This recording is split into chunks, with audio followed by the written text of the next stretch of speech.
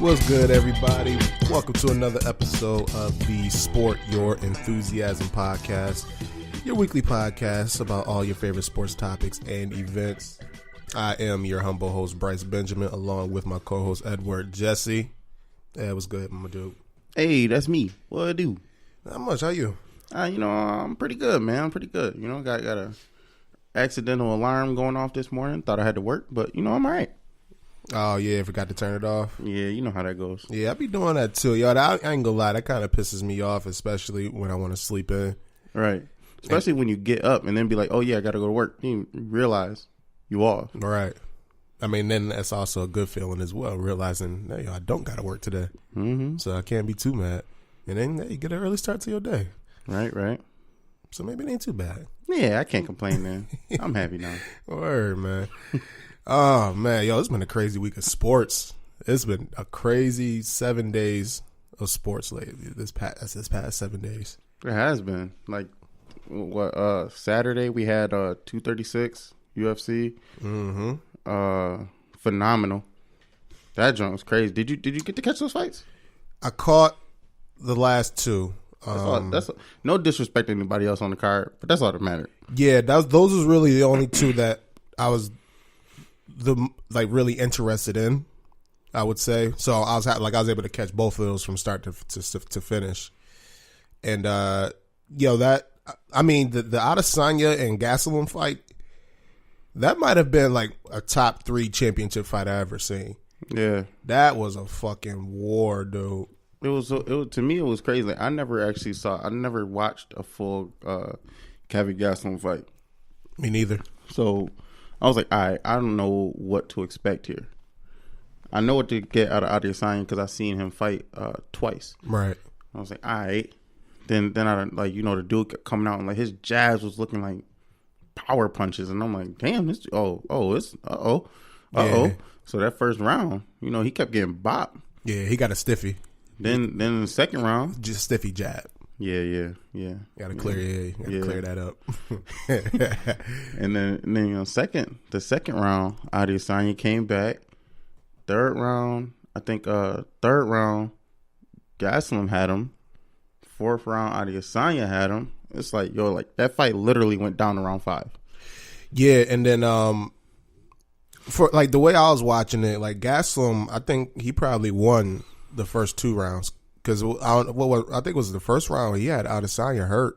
He had Adesanya hurt a couple of times. It was like the first round, and then maybe the third or fourth round. Yeah, he caught him a couple of times. He caught him with a good kick too. Mm-hmm. That was I think that was in the third. The kick to the head that stunned him because he really wasn't throwing much, like high kicks like that. He don't throw kicks. Yeah, Gastelum didn't throw like maybe 8. Yeah, and that was like one of those kicks where like it didn't look powerful. Mm-hmm. But it hurt him. Like it looked like it stunned Adesanya more than it hurt him. Yeah, you know what I mean. I like think surprised it was the him. unexpected factor. Yeah, exactly. So kind of surprised him, got him like behind the ear, and then throw off his equilibrium. But to Stylesbender's credit, man, he didn't fold. He didn't fold under pressure on that one, which and he ended up wounding him round 5. Yeah, round 5 he fucked him up. He beat the shit out of him round 5. It was like precision. Like every hit he threw, every punch, that elbow, spinning back elbow, like everything was just clean. He knocked him down like 3 times. Yeah. Like if I'm surprised the judges didn't score that round like a 10-7 like or a 7, like a 10-7. Yeah, like that was like a 10-7 round to me because he was fucking him up. Yeah, he clean beat his ass in that round. Right. And I don't even know how he didn't submit. Like, I'm like, yo. Yeah, he did have him in the triangle for a little bit. Yeah, didn't he? Yeah, because he came down on him. He caught him in the triangle, but he kind of rolled out of it a little bit. Then he got it in. And it was like, oh, it's over.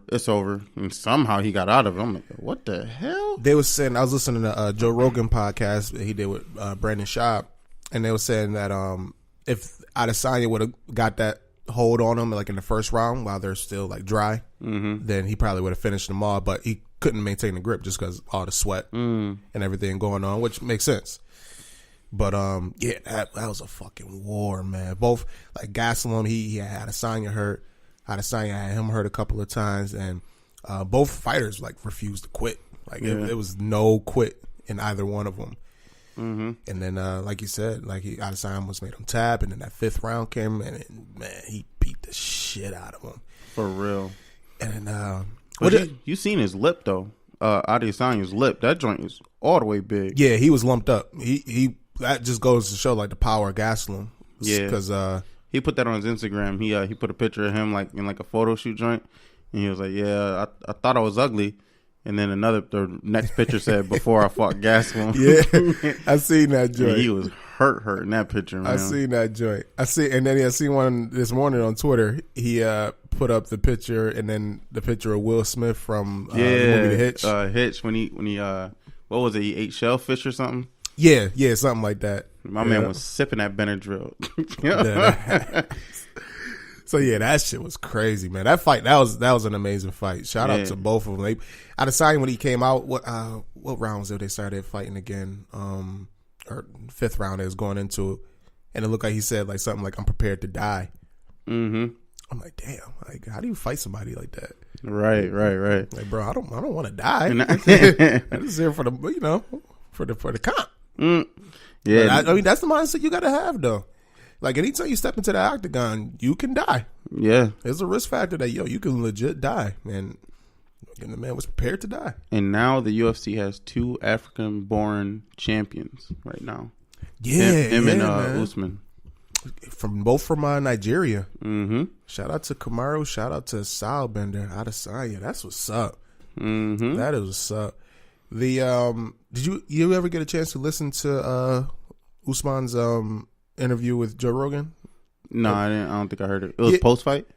It was after not recently. This is like after he won his belt against Woodley. Yeah, so I mean it was post fight. Yeah, I didn't hear it. Yeah, if you get a chance, go listen to that joint, man. Usman, he that interview made me like legit like him a lot.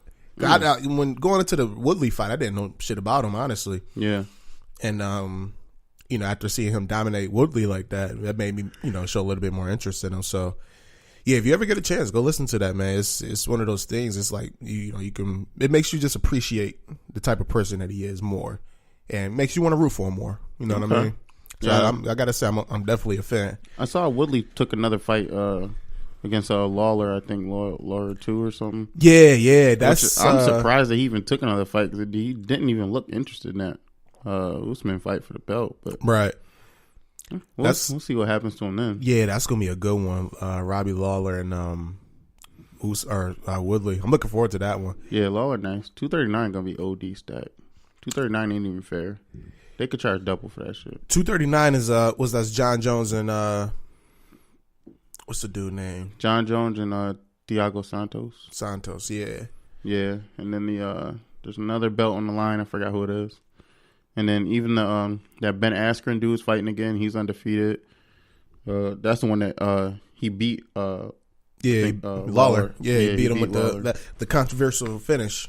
And everybody was saying like that Lawler wasn't out, and Ben Askren said he was out from the bulldog choke. And Herb Dean actually went on defended the stoppage, saying that he had him in an awkward position. Like your arm dropped down like that, and I can't just let that go on. You know what I mean? So, but yeah, those fights is about to be amazing. But with this one here, 236, like the main event, fight. And that was a great fight too. Hell yeah, that was an excellent fight. Fucking Poirier, man, that dude got fucking dynamite in his hands. He do, but the only thing he don't got is stamina. You seen him wearing down. Yeah, 4th round, he was gassed, like gas. But I think that was because he kept trying to throw them haymakers because he kept thinking he was getting Holloway out, and Holloway just kept staying in it. It was like, God damn. And you see that forearm he hit him with that cut his eyebrow open? Nah, that was a knee. It was a knee? Yeah, that was a something. knee. It was a knee that something that hurt. Poirier, I think it was a 3rd or 4th round. He skinned him. It wasn't like a hard knee. It's just one of those knees that just like scraped across his the bridge. Like that area between like your nose and your forehead. Yeah, it was like right next to his eyebrow. Right, and then that joint was leaking. Yeah, that was. It was nasty. Yeah, that looked bad. Like cringing blood. Like, it looked worse than what it was. You know what I mean? It wasn't as bad as the doctors would have stopped it. Yeah, Dana made him go to the hospital right after. He wasn't allowed to do interviews after. I respect that because he lost a lot of blood. Yeah, he did. Yeah, he lost a lot of blood. Yeah, but, when that adrenaline come down, he's probably gonna be a little headache and tired woozy. and shit. Hell yeah. But yeah, that fight was great too, man. Fucking Poirier was beating his ass like that first two rounds, man. Yeah, I thought it was over in the first. But shout out to Holloway, man. That's the heart of a champion. Oh yeah, he still does have his belt, but man, that was real. Yeah, he still is not the lightweight. Was it? I think it's the one right featherweight. Under featherweight. I think it's featherweight. Yeah, so 145. He still got that belt. Yeah. He was just trying to become champ. Yeah, and but yeah, shout out to Poirier. That's man. who's in 239. Amanda Munoz. Yeah, Munoz. Her, yeah. The champ girl is facing Holly Holm. That's the other. That's the main one. Okay, that's the co-main. I like Jones that. is the main. Yeah. I like Amanda Nunes, man. And then 237 is the women's fight for the main event. That's strawweight. Yeah, it's Thug Rose, right? Yeah. Thug Rose, and she fighting some girl that looked like she's a monster. Benches houses. She looks like a fucking beast. She looked like she bench bricks. She looks like a fucking monster. I never even seen the girl fight, but just looking at her, and I think she undefeated too, right? Maybe. I gotta look that up. I think she undefeated too. So now with Adesanya winning, he's got to fight the dude that Gastelum was supposed to fight, but he had that hernia injury, and then Poirier has to fight Khabib next. Yeah, they saying that that fight's going to be in September. Mm-hmm. That's when Khabib will be able to fight again. And you know what, man? It's Khabib. I have a new appreciation for Khabib, and not that I didn't before. Like I knew he was great, and even though in the Conor McGregor fight, I was rooting for Conor, but I just kind of knew that Conor was going to lose.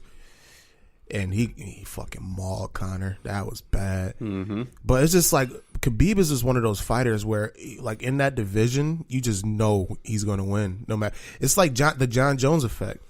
Like anybody you put up against John Jones in 205, you just know he's going to win.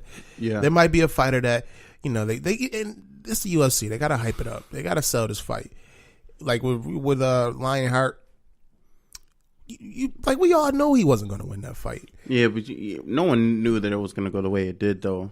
It almost looked like he literally had no idea what to do. That's the thing. This is what the experts said, is that John Jones just does that to fighters in general. Like you come in, okay, this is the game plan, and then but once you're in there and you realize, I'm going against probably the greatest fighter of 205 of all time, but probably the greatest UFC fighter, and he just takes away everything that you were planning on doing, and now you in there with fucking you in the middle of an ocean without no paddle, you know what I'm saying? And that's the same thing that Khabib does. It's just like, okay, you got the game plan, all right, he does this, and then you get in there and you just realize, this dude fucking wrestled bears as a kid. You just realize it. And then at that point, it's just fucking over, dude. Yeah, this is fucking over. Man, he ain't no joke, man. He ain't no joke.